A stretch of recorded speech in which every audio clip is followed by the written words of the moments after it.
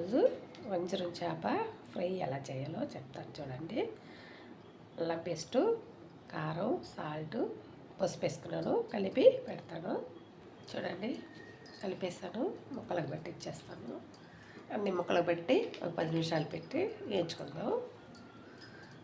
చాలా బాగుంటుందండి వంజరం చేప వేయించుకుంటే. వేయిస్తే ఆయిల్ తక్కువ వేసి వేయించుకుంటే చాలా బాగుంటుంది. ఇదిగోండి, కలిపి పెట్టేసుకున్నాను. ఇప్పుడు ఆయిల్ వేసి వేయించుకుందాం. ఇదిగోండి, ఆయిల్ దోసపెన్ను పెట్టి ఆయిల్ వేసాను. కరివేపాకు వేసుకుందాం. ఇదిగోండి, చేపలు వేసుకుందాం.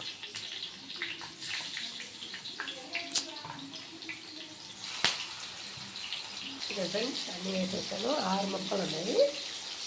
వేగినాక ఎలాగా వేసాలో ఇక్కడ వేసాక చెప్తాను. చూడండి, ఫ్రై వేగుతూ ఉంది.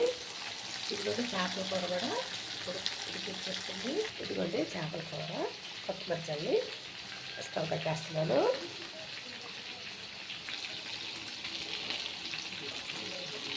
వేగుతూ ఉంది. కాసేపు వేగాలి చేపలు.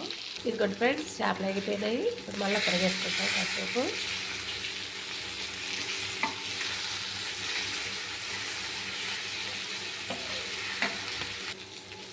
ఫ్రెండ్స్, చేపలు అయిపోయినాయి.